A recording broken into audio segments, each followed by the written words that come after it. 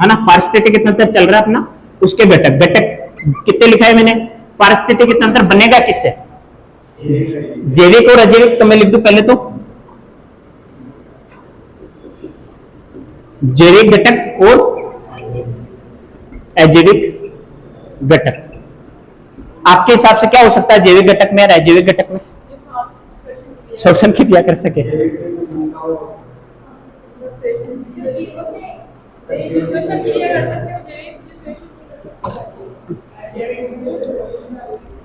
Only for एक ध्यान रखना है, ये तो क्या होते हैं और ये क्या होते हैं। अरे तो बेटा ओनली फॉर यही कहेगी क्या, जो श्वसन नहीं लेता वो ये हो जाएगा है? आप तो कहोगे जो वृद्धि नहीं करता, जो जनन। चलो मेरा एक क्वेश्चन है कि जो जनन करता है वो सजीव होगा या निर्जीव होगा, सजीव। जो जनन नहीं करता वो सजीव होगा या निर्जीव, जो जनन नहीं करता वो सजीव होगा या निर्जीव, बताओ तो सही। हाँ, जैसे मान लो ब्रह्मचारी है कोई, वो जनन नहीं कर सकता, है तो सजीव ही ना।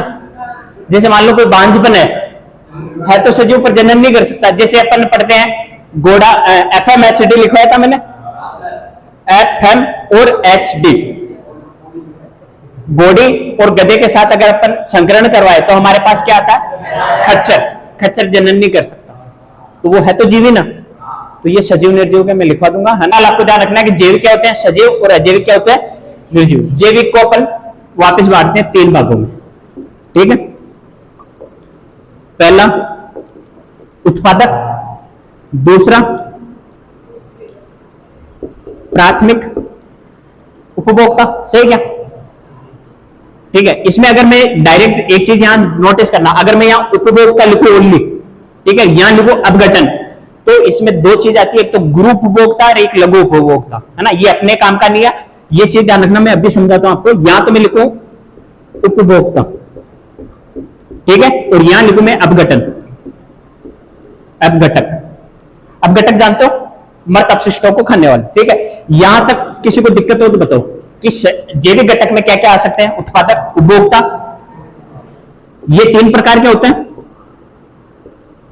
प्राथमिक उपभोक्ता, द्वितीय उपभोक्ता और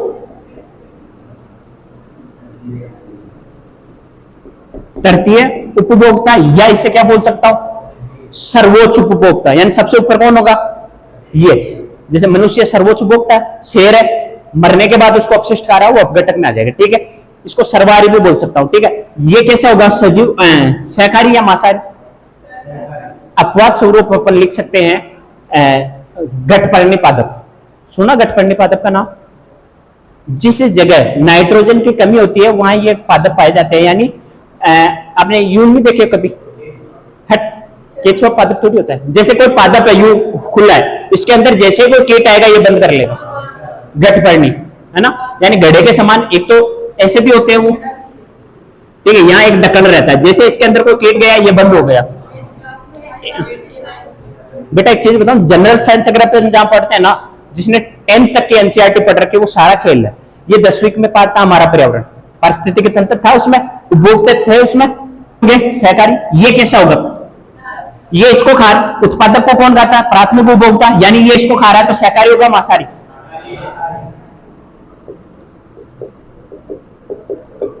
ये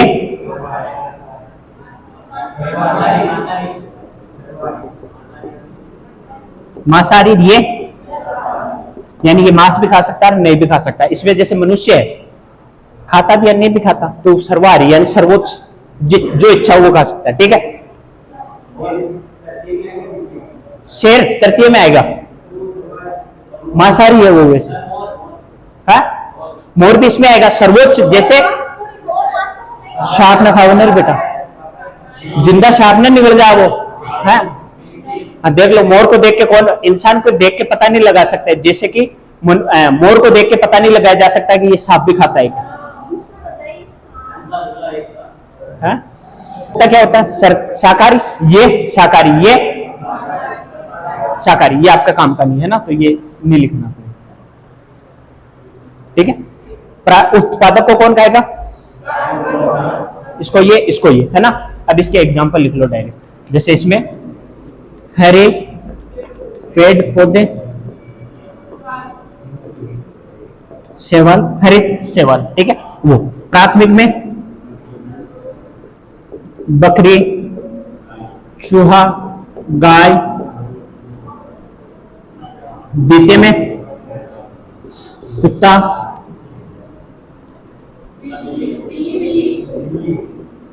बिल्ली और भेड़िया, ठीक है। तृतीय में आ जाएगा जैसे शेर, मोर, मनुष्य, ठीक है। इसमें आ जाएगा अपघटक में कवक, कुछ जीवाणु, ठीक है। इसमें आ जाएगा ताप, जल, मृदा, ईटीसी, छाप दो, ऐसे कैसे।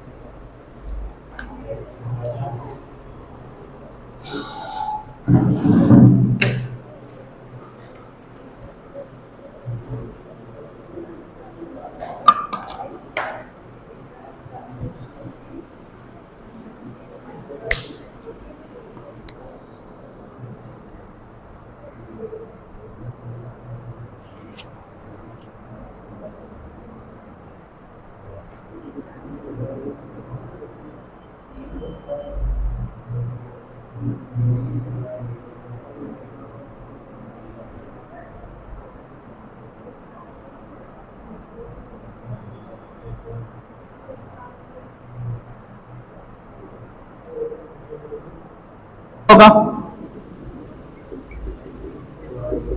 स्वपोषी, और ये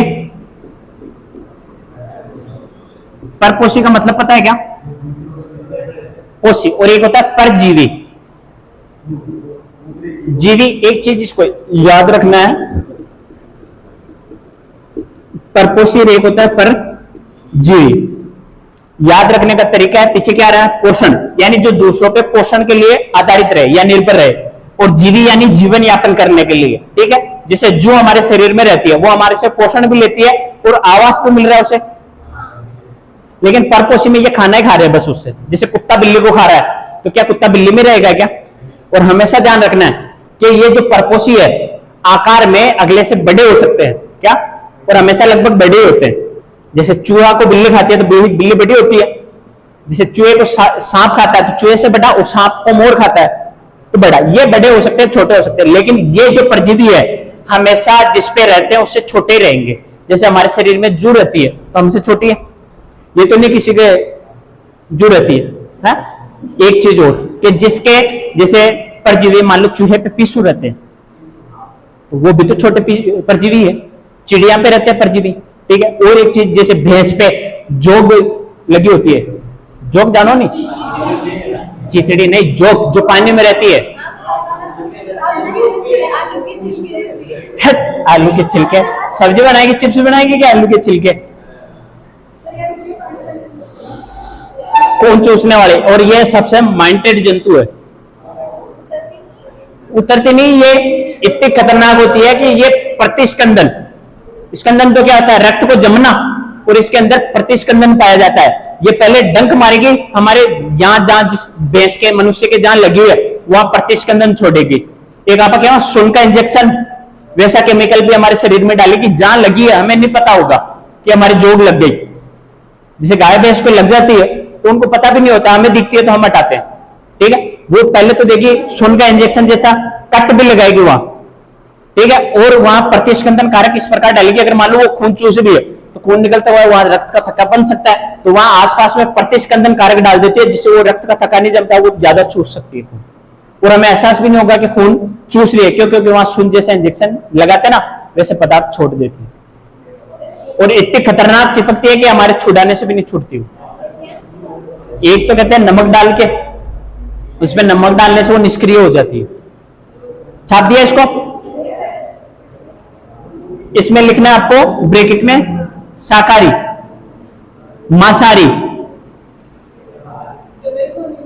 का व्हाट। अब परिभाषा लिखाऊं क्या इनके? भाई उत्पादक क्या होते हैं, प्राथमिक उपभोक्ता क्या होते हैं, द्वितीय उपभोक्ता क्या होते हैं, तृतीय उपभोक्ता क्या होते हैं? आने को तो ये भी नहीं आएंगे, परिभाषा से मैं नहीं लिखूंगा, पर एक बार सुन लो परिभाषा यही, ठीक है। उत्पादक होते क्या हैं? उत्पादक उन्हें कहते हैं जो प्रकाश संश्लेषण की क्रिया द्वारा अपना भोजन स्वयं बनाते हैं। नरेंद्र, प्रकाश संश्लेषण क्या है बेटा? प्रकाश संश्लेषण क्या होता है? एक मिनट।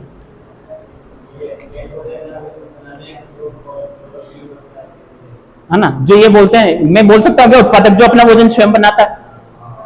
ये गलत होगी 100%। मैं रूम पे रहता था तो मेरा भोजन मैं खुद बनाता था, तो मैं क्या उत्पादक तो हो गया? जो क्लोरोफिल, प्रकाश व जल की सहायता से क्या बनाता है? भोजन। प्रकाश संश्लेषण की क्रिया में ऑक्सीजन चाहिए या CO2 चाहिए? CO2। और मैं कह दूं पादपों को श्वसन क्रिया करनी है तो क्या लेंगे? श्वसन क्रिया में ऑक्सीजन लेते हैं, CO2 छोड़ते हैं। लेकिन प्रकाश संश्लेषण में CO2 लेते हैं और ऑक्सीजन छोड़ते हैं, दोनों उल्टा होगा। श्वसन मनुष्य के जैसे होता है। आपको ये याद रखना है कि श्वसन में हमेशा ऑक्सीजन लेंगे, छोड़ेंगे क्या? Carbon dioxide. क्या? तो दिन में ऑक्सीजन देते हैं, इसलिए देते हैं क्योंकि प्रकाश संश्लेषण कर रहा है। रात को प्रकाश संश्लेषण करते हैं क्या? गांव में अधिकतर कहते हैं चोरा बढ़ के नीचे मत जाइए बेटा, ना भूत रहे हुए, भूत कुछ नहीं रहता, रात को कार्बन डाइऑक्साइड छोड़ता हूं, क्योंकि श्वसन क्रिया तो वो भी करेगा ना। तो श्वसन क्रिया में ऑक्सीजन लेता है, कार्बन डाइऑक्साइड छोड़ता है। अधिकतर आपने देखा होगा कि बहुत सी जगह गांव में घटना हुई है कि यार मैं उस पेड़ के नीचे सो रहा था, पता नहीं कोई आके मेरा गला दबा रहा था, मेरे को सांस लेने में दिक्कत आई, गला वाला कोई नहीं दबा रहा था, आप वहां सो रहे थे, वहां ऑक्सीजन की कमी थी। ठीक है, एक तो कार्बन डाइऑक्साइड पेड़ छोड़ रहा है, दूसरा ऑक्सीजन जो थी उसको वो ले रहा है, इसलिए पेड़ों के नीचे नहीं सोना चाहिए आपको। प्रकाश संश्लेषण में कौन सी धातु पाई जाती है? प्रकाश संश्लेषण में कौन सी धातु उपयोगी होती है?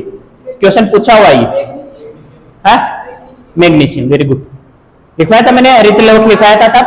हरित लवक को क्या बोलते हैं? पादपों का रसोईघर, क्योंकि ये प्रकाश संश्लेषण में कार्य करेगी, भोजन बनाएगी। इसमें मैग्नीशियम धातु लिखाई थी मैंने, और दो प्रकार लिखाए थे हरित लवक के, ग्रेनम और स्ट्रोमा। तो ग्रेनम होगा वो कौन सा प्रकाश संश्लेषण करेगा? प्रकाशीय प्रकाश संश्लेषण, और स्ट्रोमा अप्रकाशीय प्रकाश संश्लेषण। क्या इसमें किसी को दिक्कत? उत्पादक में ये अपना भोजन स्वयं बनाएंगे, किसके द्वारा? प्रकाश संश्लेषण के द्वारा। एग्जाम्पल में हरे पेड़ पौधे ये वगैरह। ठीक है, दूसरा आता है हमारे पास उपभोक्ता। उपभोक्ता तीन प्रकार के होते हैं, प्राथमिक उपभोक्ता, द्वितीय उपभोक्ता और तृतीय उपभोक्ता। अगर मैं ऐसा नहीं दूं और आपको दे दूं उपभोक्ता कितने प्रकार के होते हैं, ऑप्शन में दीजिए 2, 4, 1 और 5, क्या आंसर दोगे? निम्नलिखित में से उपभोक्ता कितने प्रकार के होते हैं? ये ऑप्शन है मेरे।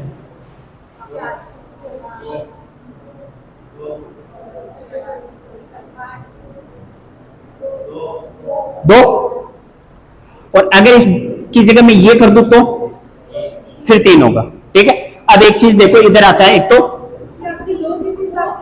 गुरु उपभोक्ता, ठीक है, एक आता है लघु उपभोक्ता।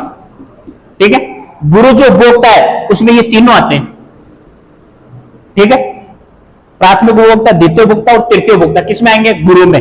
लघु में कौन आएगा? ओनली अपघटक। ठीक है, अगर मैं वैसे पूछूं कि कुल ये उपभोक्ता कितने हैं, तो 3, प्राथमिक उपभोक्ता, द्वितीय उपभोक्ता और तृतीय उपभोक्ता। ठीक है, वैसे अगर पूछूं कि टोटल तो 2 उपभोक्ता, एक ही होता है, एक अपघटक होता है, जिसे यानी मैं कहूं कि उपभोक्ता में तीनों आ जाएंगे, प्राथमिक, द्वितीय और तृतीय, वो किसमें आ जाएंगे? गुरु में। और लघु में कौन सा आएगा? ओनली वो अपघटक। समझ गए? ये प्राथमिक उपभोक्ता होता है, भोजन के लिए किस पर निर्भर रहेगा? उत्पाद पे।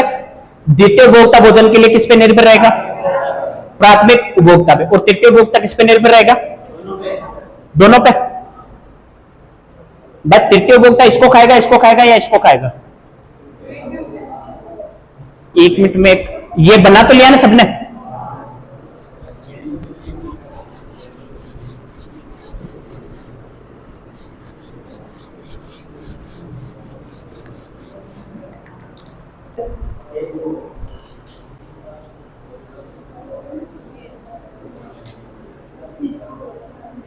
खिंचवा। मैंने कहा पर्यावरण का सफाई कर्मी किसे कहते हैं? टाइम देखते रहना। नागौरी, पर्यावरण का सफाई कर्मी किसे कहते हैं? पृथ्वी का सफाई कर्मी पूछे तो हमारे पास क्या आ जाएगा, अपघटन। पर्यावरण का पूछे तो गिद्ध, लिखवाया था मैंने एक बार, गिद्ध समाप्त हो गए क्यों, हम जो डाइक्लोप्लस गोलियां लेते हैं, ठीक है, और गोलियां वही आती है हमारे पास। कभी आप पीला पत्ता गाँव में अधिकतर हुआ, पीले हरिया पत्ता की चालती रहा, बाहर कैसी चाल है, पीला पत्ता की, वही गोली है, बस उसका कवर चेंज कर दिया, थोड़ा सा नाम में चेंज कर दिया, ठीक है, वही टेबलेट है। इसलिए कहते हैं कि अपन जहाँ झोला छाप डॉक्टरों के पास जाते हैं ना, वो 70 रुपया या 100 रुपया ले, अपन देख भी ले, गोलियां भी दे दे, इंजेक्शन भी दे दे 100 रुपया में, ठीक है। लेकिन अपन बढ़िया डॉक्टर के पास जाते हैं, वो 250 या 300 रुपए तो जांच उसके देखने के पैसे लेता है, दवाइयां अलग से देता है, ठीक है। तो ये जो गोलियां होती थी डाइक्लोपस जो हम लेते थे, इससे गिद्ध के लीवर खराब होने लग गए, ठीक है, और प्रजनन क्षमता वो नष्ट होने लग गई, तो नए गिद्ध नहीं बन रहे थे। हाँ, वो यूरिया हमारे शरीर में आता है वापस घूम फिर के, जैसे हम पढ़ेंगे भू रासायनिक चक्कर, वो हमारे पास ही आता है। इसलिए बहुत से को हमने बंद भी किया है। डीडीटी छिटकाव आता था पहले, क्या पृथ्वी का सफाई कर्मी ये अपघटक है, हाँ नोट करके लिख लो, पृथ्वी का सफाई कर्मी अपघटक। और गिद्ध पर्यावरण का कौन हो जाएगा, गिद्ध। गिद्ध जानते हो एक चील जैसा पक्षी होता है। गिद्ध इतना खतरनाक होता था कि जब वो गांव में कोई जंतु मर गया तो उसे गांव के बाहर पटकते थे ना, कावड़ा, तो वो गिद्ध उसे खाते थे, ठीक है। और कुत्ते की हिम्मत नहीं होती थी कि गिद्ध अगर खा रहा है तो पास चला जाए, ठीक है। अभी गिद्ध नहीं दिखते हमें, या तो कौवे खाएंगे और या कुत्ते। जगीरा मेरे मन को भाया, मैंने कुत्ता काट के खाया, है ना। वो कहता है कि एक मास्टर को मारता ना वहां जगीरा, तो मास्टर जी आप शिक्षा ले आओगे, शरीर में ताकत ले आओगे, पर मेरे जैसा कमीनापन कहां से लाओगे। जगीरा है ना, आले तो डेट रहे, जगीरे जैसे डाकू नहीं रहे। आजकल तो जो हीरो है वही डाकू चलता है। हकीकत वो कहता है ना गब्बर, 50-50 कोस तक जब कोई बच्चा रोता है तो माँ यही कहती है, सो जा वरना गब्बर आ जाएगा, है ना। जगीरा जैसा नाम ले तो लगे। उसको देखो ना, यूं हकीकत जगीरे मूवी को देखिए किसी ने, इंडिया गेट मूवी देखिए, कैसा लगता है वो, हकीकत में डाकू लगता है। अभी वाले डाकू थे चिकने होके डाकू, अरे तुम डाकू कह जाओ, कौन सी, एक बिहड़ का वो है डाकू, चंबल का डाकू, पान सिंह तोमर, देखिए किसी ने, बढ़िया मूवी है देखना, है ना। इरफान खान, है ना। एक चंदू चैंपियन बताई थी मैंने आपको, देख ली, गिद्ध, ठीक है। इसके बाद जीव होते हैं दो प्रकार के, किस प्रकार के, दो प्रकार के, तापमान के आधार पे।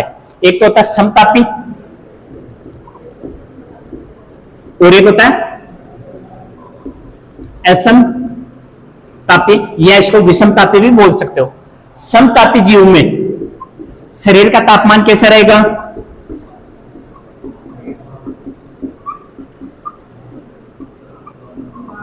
समान रहता है, इसमें असमान रहेगा। जैसे इसमें लिख दूं मैं स्तनधारी, स्तनधारी पक्षी वर्ग, ठीक है। स्तनधारी में जैसे मनुष्य,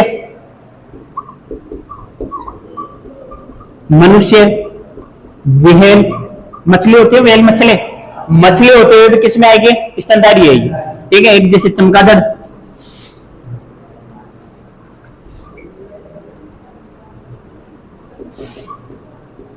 ठीक है, जिन आप अपने लैंग्वेज में क्या है, बागल, बागल बोलते चमगादड़,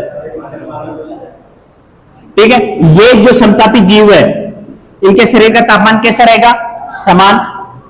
इसमें जो जीव आएंगे कैसे आएंगे, स्तनधारी या पक्षी, ठीक है। पक्षी में तो जानते हो आप, पक्षी, इसमें उल्टा हो जाएगा, इसका शरीर का तापमान समान नहीं रहेगा। और इसमें आते हैं 3 प्रकार के जीव, जैसे एक तो आता है सरीसृप, सही है, सरीसृप, उभयचर, और एक आता है मछली, मछली वर्ग, ठीक है। इसमें जो ये है समतापी जीव, तापमान से इनके शरीर का तापमान अच्छा रहता है, यानी बढ़िया, जो जिस अकॉर्डिंग हमारा शरीर का तापमान कितना है, 37 डिग्री। क्या ये सर्दियों में कम हो जाएगा क्या, कितना रहेगा, 37 ही रहेगा। लेकिन ज्यादा सर्दी है या ज्यादा गर्मी है तो हम इससे बचने के लिए क्या करते हैं, प्रवासन क्या करते हैं? प्रवासन स्तनधारी है वे, अपन मछली बोलते हैं पर ये आती किसमें? स्तनधारी है। सबसे बड़ा स्तनधारी जीव पूछे तो व्हेली है। ठीक है। शरीर से उभयचर जानते हो, जो जल और थल दोनों पे रहते हैं, जैसे मेंढक। ठीक है। इनके शरीर का तापमान समान नहीं होता है, आपने देखा होगा अधिकतर। ये तापमान से बचने के लिए, चाहे कम हो या ज्यादा, उससे बचने के लिए क्या करते हैं? प्रवासन, यानी दूसरी जगह चले जाते। जैसे हम सर्दियों में घूमने गए, जैसे माउंट आबू। जैसे आपने एक देखा होगा, हमारे 1857 की क्रांति में पढ़ा होगा आपने, एजीजी पद का सर्जन कब हुआ था?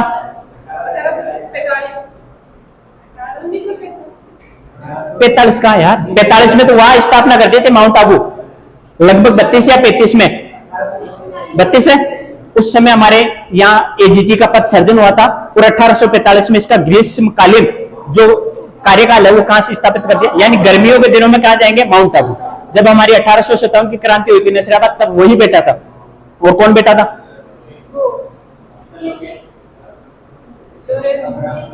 लोकेट तो पहला था, और लॉरेंस जो है ना, लॉरेंस याद रखो हमारे, वो था उस समय 1857 की क्रांति के समय। ठीक है। एजीजी, तो जब एजीजी कहां जाते थे? गर्मियों से बचने के लिए वहां, यानी ये क्या कर रहे थे? प्रवासन। लेकिन ये क्या करते हैं? तापमान से बचने के लिए निष्क्रिय हो जाते हैं, शीत निष्क्रिय। क्या हो जाते हैं?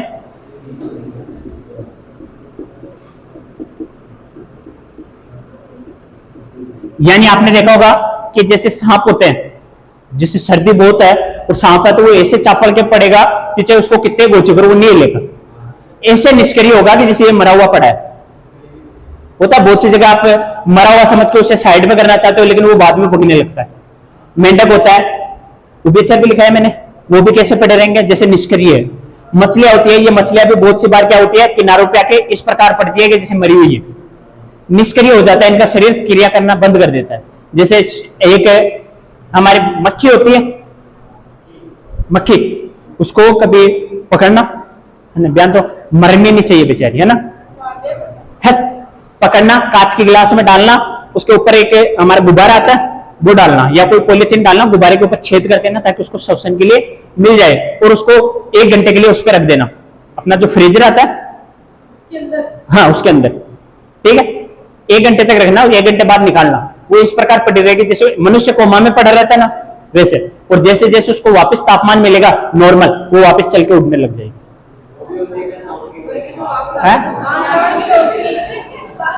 साउंड की टोकरी, रेशम जैसी। हाँ, टच करते वो बिल्कुल निष्क्रिय, जैसे कोई मरी हुई है। गजब रे होता है, छेड़े भी नहीं। यहां तक किसी को दिक्कत है क्या? समतापी विषमतापी क्या होते हैं, या असमतापी, कि जो शरीर निष्क्रिय हो जाता है वो तो क्या होते हैं? यानी इनका शरीर का तापमान मौसम के अकॉर्डिंग बदलता रहता है, लेकिन इनका समान रहता है। ठीक, इसको ऐसे कैसे छापो एक बार? क्या? अरे काम के नहीं है, काम का लिखा हूं 12वीं में, आधे घंटे जाए। एक साइड लिखो समतापी जीव, एक साइड लिखो असमतापी जीव। इसमें लिखो इनके शरीर का तापमान समान रहता है, इनके शरीर का तापमान असमान रहता है, और एग्जाम्पल लिख लो।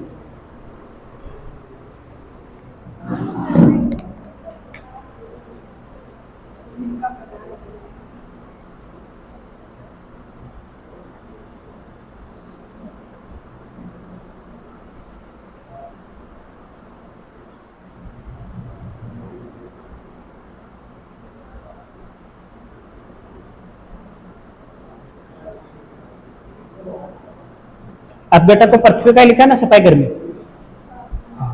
पर्यावरण का मतलब दे। अब इनकी परिभाषा लिखाने से तो मतलब नहीं ना, मैं परिभाषा लिखाऊंगा। शीत निष्क्रिय जीव, सॉरी समतापी जीव उसे कहते हैं जिनके शरीर का तापमान समान रहता है। इसमें जैसे कि स्तनधारी और पक्षी वर्ग आते हैं। स्तनधारी में मनुष्य, व्हेल और जैसे चमगादड़ लिखते हैं अपन, तो ये लिखने की जरूरत नहीं है, ऐसे समझ जाओगे आप।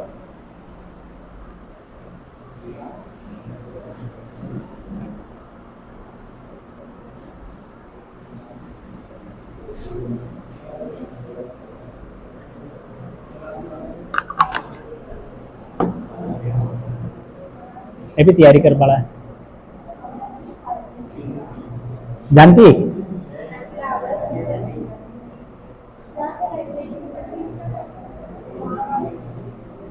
अभी करते हैं बात, पहले क्लास बना ले।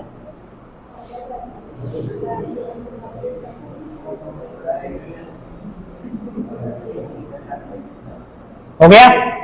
अब एक हेडिंग डालो छोटी सी, एल्बिडो प्रभाव। एल्बिडो प्रभाव कोई जानता है? एल्बिडो प्रभाव बेटा क्लास लेनी है क्या है? या तो ऑफिस बैठ जाओ या बाहर चले जाओ।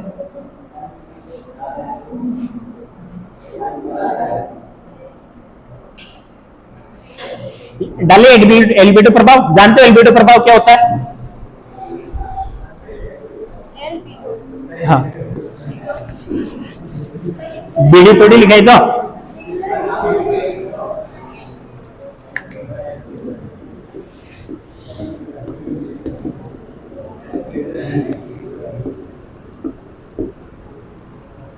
एल्बिडो प्रभाव क्या होता है जानते हो क्या?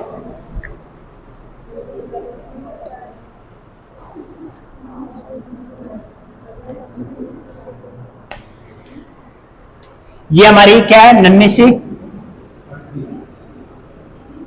पृथ्वी, नन्ही है, चिनी सी की है पृथ्वी। अकॉर्डिंग टू ब्रह्मांड देखें तो हम कहते हैं सूक्ष्म जीव आंखों से, सूक्ष्म दर्शी से दिखते हैं, आंखों से नहीं दिखते। वैसे आंखों से पृथ्वी भी नहीं दिखेगी,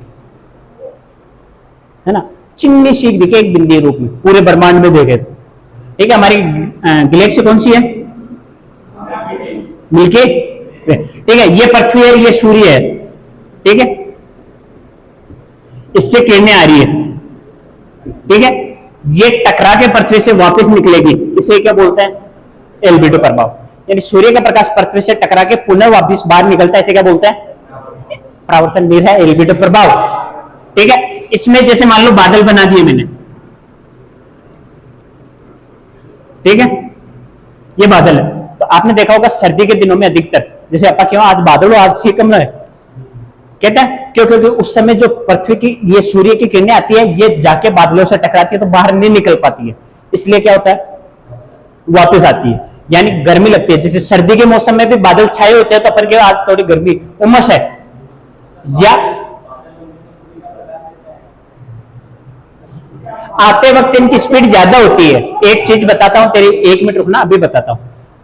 ये आ रहे हैं स्पीड से, जा रहे किससे? कम स्पीड से। जैसे किसी भी वस्तु को अपन फेंकते हैं, जाते वक्त तो स्पीड से जाएगी, लेकिन टकरा के वापस आएगी, स्पीड कम हो जाएगी। ठीक है, अब जैसे कि मैंने कहा बादलों से टकरा के क्या हो जाएगी, जैसे हम बरसात के मौसम में हमारा बडगरे जो बडेरा है बेइया कहते हो आज गर्मी उमस ज्यादा, आज बरसात हो सके, क्यों? क्योंकि उमस किससे होगी?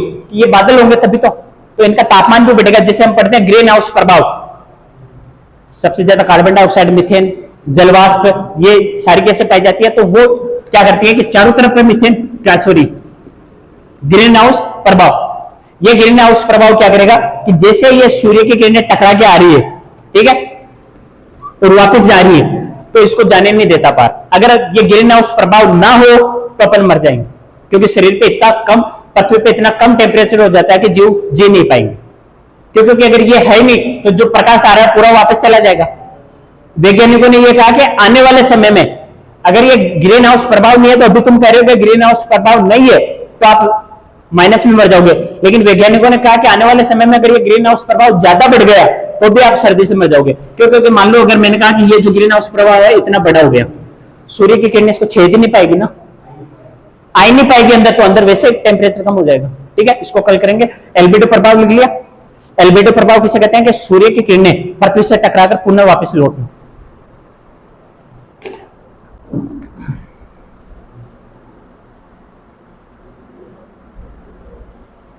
सूर्य की किरणें पृथ्वी की सतह से टकराकर वापस लौटना।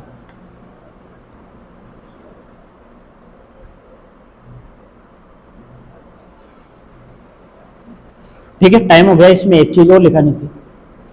बर्फ